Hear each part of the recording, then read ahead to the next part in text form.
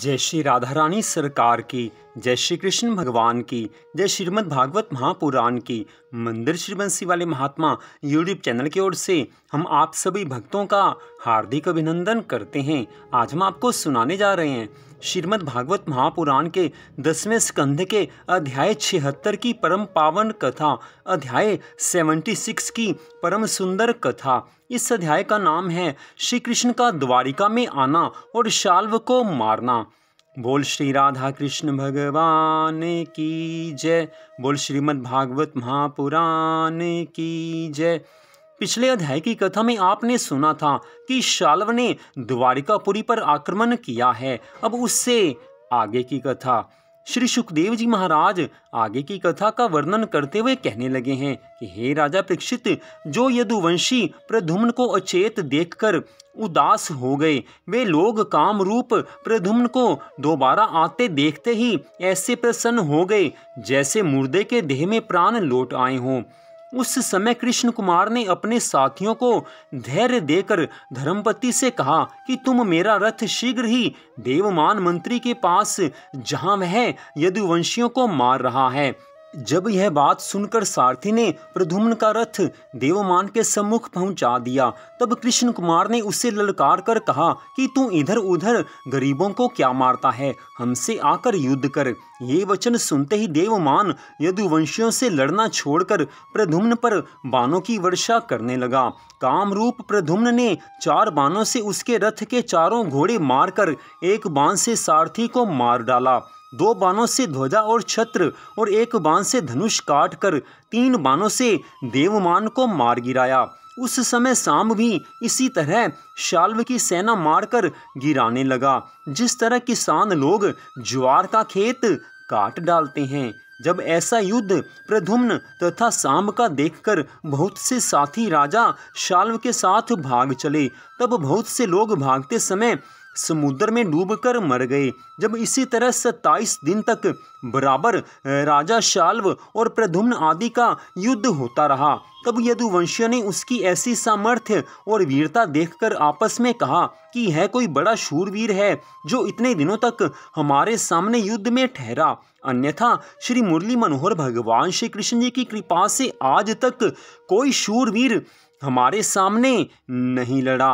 इतनी कथा सुनाकर श्री सुखदेव जी महाराज कहने लगे हैं कि हे राजा परीक्षित, जब इस तरह राजा शाल्व मायामय युद्ध से यदुवंशियों को कष्ट देने लगा, तब इंद्रप्रस्थ में श्री कृष्ण भगवान जी ने स्वप्न में देखा कि किसी ने द्वारिकापुरी को जलाकर समुद्र में डुबो दिया है और यदुवंशी लोग रणभूमि में मरे पड़े हैं। तब उन्होंने युधिष्ठिर से कहा है कि हे धर्मराज, अशुभ स्वप्न देखने के कारण मुझे ऐसा आभास हो रहा है कि शिशुपाल के सभी दैत्य द्वारिका में यदुवंशियों को मारकर नाश करना चाहते हैं। अतः आज्ञा हो तो वहां जाकर उनकी रक्षा करें।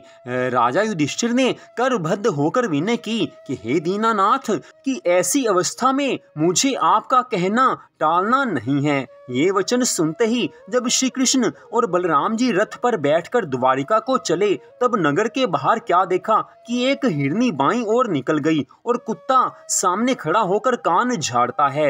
ये दोनों अपशकुन देखते ही अंतर्यामी श्री कृष्ण भगवान जी ने द्वारिका की सब दशा जानकर सारथी से कहा है कि रथ को तेजी से चलाओ। भगवान श्री कृष्ण जी ने राजा शाल्व का युद्ध देखकर बलराम जी से कहा कि हे भैया, तुम द्वारिका में जाकर राजा उग्रसेन और प्रजा की रक्षा करो, मैं शाल्व को मारकर वहां आऊंगा। जब रेवती रमन यह आदेश पा करके द्वारिका को गए, तब दैत्य सहारण प्रभु श्री कृष्ण जी ने दारुक सारथी से कहा कि जल्दी मेरा रथ शाल्व के सम्मुख ले चलो। जैसे ही वह श्री कृष्ण का रथ दौड़ाकर उसके सामने पहुंचा, वैसे ही राजा शाल्व ने त्रिलोकीनाथ के रथ की ध्वजा को पहचानकर एक सांग दारुक सारथी पर चलाया, तो लक्ष्मीपति ने बाण से उसकी सांग काटकर 16 बाण ऐसे मारे कि राजा शाल्व का विमान कुम्हार के चाक के समान घूमने लगा है। उस समय राजा शाल्व ने एक भाला बड़े वेग से श्री श्याम सुंदर पर चलाया, तब श्री द्वारिका नाथ ने उसको भी अपने बाण से काटकर इस तरह बाण मारने लगे कि राजा शाल्व घबरा गया है, परंतु वह अंतर्ध्यान होकर माया युद्ध करके अग्नि की वर्षा करने लगा। तब वसुदेव नंदन ने ऐसे बाण मारे कि राजा शाल्व विमान सहित पृथ्वी पर गिर पड़ा। जब पुनः उठकर उसने एक गदा श्री श्याम सुंदर भगवान पर चलाई, तब लक्ष्मीपति ने वह गदा काटकर एक गदा उसको ऐसी मारी कि राजा शाल्व का विमान 100 टुकड़ों में खंडित होकर समुद्र में गिर गया। तब शाल्व ने विमान से कूदकर श्री कृष्ण जी के ऊपर अपनी गदा का प्रहार किया। उसे श्री मुरली मनोहर ने अपनी गदा से तोड़ दिया। इस प्रकार कुछ देर तक गदा युद्ध करने के बाद श्री मुरली मनोहर भगवान श्री कृष्ण जी ने अपने बाण द्वारा राजा शाल्व की उस भुजा को गिराया जिसमें वह गदा पकड़े हुए था। तदुपरांत सुदर्शन चक्र से भगवान श्री कृष्ण जी ने उसका मस्तक काट लिया है। उस समय सब देवी देवताओं ने जय जयकार करते हुए भगवान श्री कृष्ण जी के ऊपर आकाश से पुष्पों की वर्षा की है और सब यदुवंशियों को उस समय अत्यंत आनंद प्राप्त हुआ है। तो यहीं पर आज की इस कथा का विश्राम होता है। अगले भाग में आप दंतवक्र और विदुरथ के वध की कथा को सुन पाएंगे। तो मंदिर श्री बंसी वाले महात्मा यूट्यूब चैनल की ओर से आज की इस कथा को सुनने के लिए आप सबका हार्दिक धन्यवाद।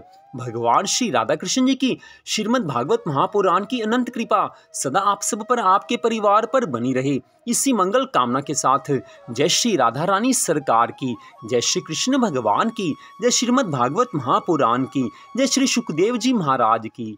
जय जय श्री राधे, जय जय श्री राधे, जय जय श्री राधे श्याम।